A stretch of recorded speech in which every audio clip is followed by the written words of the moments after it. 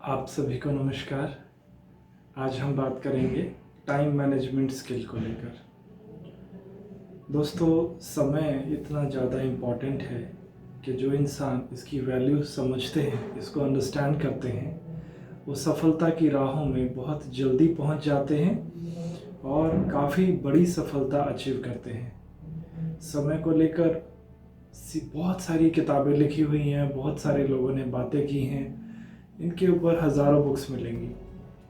सारी किताबों का निचोड़ क्या हो सकता है वो मैं आज आपको बताने का प्रयास करूँगा कि टाइम होता क्या है। जैसे अभी अगर आप अपनी घड़ी में देखें और वो जितने भी बज रहे हों, मान लेते हैं शाम के 7 बज रहे हैं, तो क्या दुबई में भी 7 बज रहे हैं? क्या यूके में, जर्मनी में, जापान में भी 7 बज रहे हैं? वो 7 आपकी घड़ी में आपकी लोकेशन के हिसाब से बज रहे हैं, जिस कंट्री या जिस प्लेस पर आप हैं वहाँ पर। तो अलग अलग जोन में अलग अलग टाइम होता है। फिर अगर आप इस प्लैनेट अर्थ से ऊपर चले जाएं, ऑर्बिट क्रॉस करें, तो आप देखेंगे सूरज तो हमेशा ही चमक रहा है। फिर कौन सा टाइम है, उस वक्त कौन सा साल या महीना चल रहा है। अगर आप ऑर्बिट को क्रॉस करेंगे तो फिर सर्दी है, गर्मी है, क्या है, आप कैसे जान पाएंगे? तो समय को आप उन सारी चीज़ों से अलग हट के जब सोचेंगे तब आपको पता चलेगा टाइम को अच्छे से यूटिलाइज करने के लिए, मैनेज करने के लिए हमें 6 बातों का ध्यान रखना चाहिए। अगर इन 6 बातों का आप ध्यान रखेंगे तब आप समय का सबसे बेहतर इस्तेमाल कर पाएंगे। तो सबसे पहले हम देखते हैं कि समय में सबसे पहला आता है मैनेजिंग योरसेल्फ। खुद को व्यवस्थित कीजिए। खुद को व्यवस्थित करने में क्या आएगा? आपके जो खुद के 24 घंटे हैं उनको बांट दीजिए अलग अलग टाइम जोन में। अगर आप सुबह उठते हैं तो एक सही समय पर उठना चाहिए, सही समय पर सोना चाहिए। जब आप इसमें फ्लक्चुएट करते हैं तो आप अपने समय का नुकसान करते हैं, क्योंकि आपकी जो बॉडी का रिदम है वो डिस्टर्ब हो जाता है। कभी सुबह 5 बजे उठ रहे हैं, कभी 12 बजे उठ रहे हैं, कभी 10 बजे उठ रहे हैं। आपके उठने का कोई शेड्यूल ही नहीं है, तो आप खुद को मैनेज ही नहीं कर पाएंगे।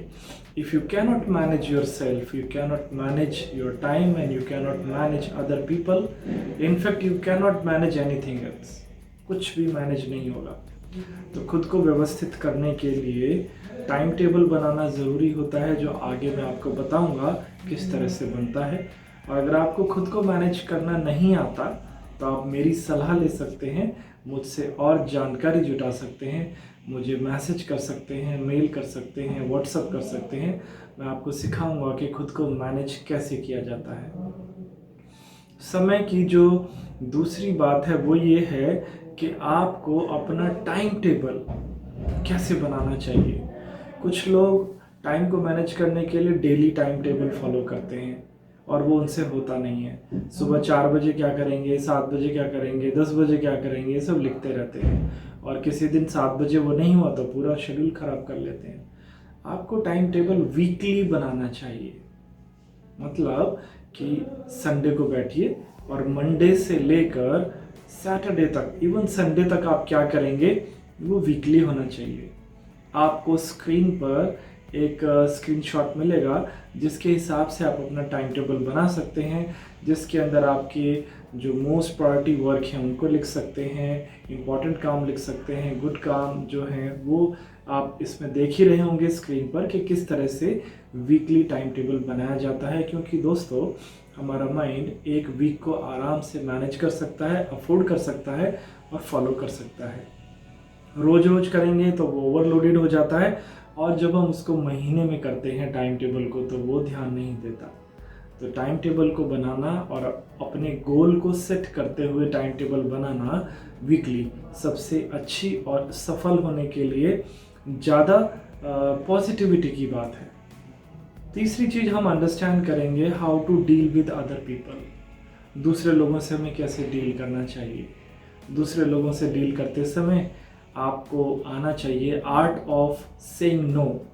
ग्रेसफुली नो कैसे कहते हैं। क्या आप एक यस मैन हैं? क्या आप हमेशा लोगों को खुश करने में ही अपना जीवन बिता देते हैं? आप अपने परिवार में कितने यस मैन हैं? दोस्तों के साथ यस मैन हैं कि नहीं? आप जब अपने काम में होते हैं तो कितना ज़्यादा यस करते हैं, और आपका बेवजह यस कहना आपके समय को खा जाता है। कभी कभी घंटे ही नहीं, आपके दिन और महीने भी बर्बाद हो जाते हैं इसी यस को कहने में। तो यस कहने से पहले 1000 बार सोचना चाहिए।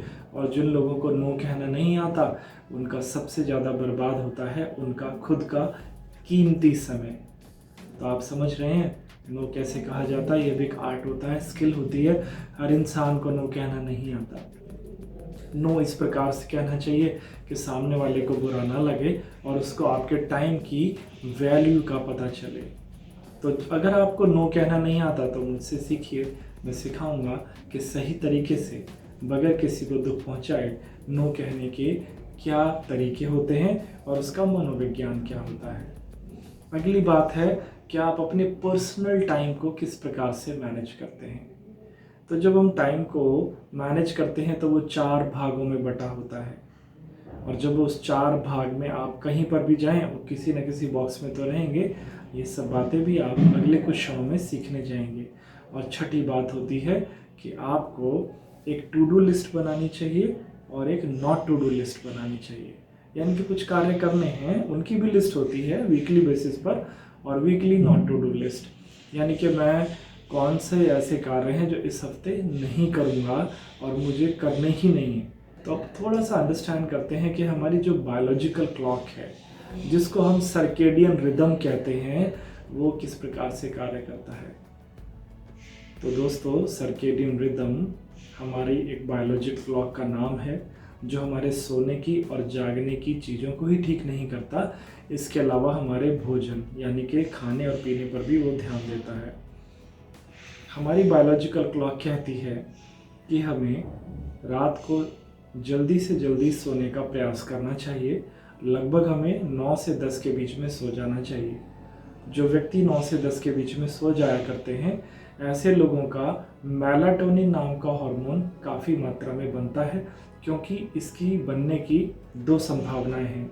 एक तो अंधेरा होना चाहिए यानी कि लाइट ऑफ होनी चाहिए, और आपकी आंखें बंद होनी चाहिए, मतलब आप सोए हुए होने चाहिए। अगर अंधेरा है और आप सो रहे हैं तो मेलाटोनिन ज़्यादा बनेगा। रिसर्च कहती है मेलाटोनिन एक ऐसे कमरे में भी नहीं बनता कि आप सोए तो हुए हैं परंतु कमरे की लाइट्स ऑन है। बिल्कुल पिच डार्क अगर होगा तो मेलाटोनिन और ज़्यादा बनेगा। तो मेलाटोनिन नाम का हार्मोन्स बहुत इम्पॉर्टेंट होता है।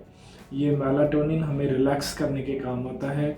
हम एंजाइटी, टेंशन, डिप्रेशन से बचाव में मेलाटोनिन एक हीलिंग एजेंट का काम करता है। समय पर जब आप सोते हैं तब आप इन मेलाटोनिन इस नाम के हार्मोन की वजह से ज़्यादा सहज रहते हैं और आप ज़्यादा शांत रहते हैं। बुद्धिमान होना एक अलग बात होती है, परंतु शांत और सहज रहना ये दूसरी बात है। आप बुद्धिमान हैं, जीनियस है, क्योंकि आप रात भर पढ़ाई करते हैं, पर क्या आप शांत और सहज भी हैं? अगर ऐसा नहीं है तो इसका मतलब आप रातों को जागते हैं। अगर आप ब्रेन की थ्योरी को अंडरस्टैंड करेंगे तो आप पाएंगे कि जब ब्रेन को नींद आती है तो ब्रेन कहीं भी और कभी भी सो जाता है। कार में नींद आ गई तो आप कार में सो जाएंगे। इवन बच्चे तो क्लासरूम में भी सो जाते हैं। तो जब जहाँ नींद आ रही है और आप वहीं सो जाते हैं, तो रात को जब आपको 10 बजे नींद नहीं आती और उस वक्त आप फिर पढ़ने की सोचते हैं, तो मेरी नज़र में आप कोई पढ़ने वाले बच्चे नहीं हैं। नींद नहीं आ रही है तो चलो पढ़ लिया जाए, ये थॉट आपको आता है। That's why you start studying. अगर आपको रात के 9 बजे नींद आएगी तो क्या करेंगे? सो जाएंगे ना। तो इसीलिए आप ध्यान दें, बहुत सारे लोगों को नींद ना आने की समस्या होती है और कईयों को तो इंसोम्निया होता है। और इंसोम्निया वो है, पर वो कहते हैं मैं तो 3 बजे तक पढ़ता हूँ, 4 बजे तक पढ़ता हूँ। So this is not good.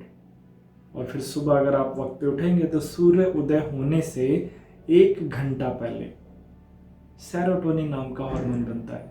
ये हार्मोन्स भी बहुत काम आता है। तो सुबह सुबह सेरोटोनिन और रात को समय पर सोएंगे तो मेलाटोनिन।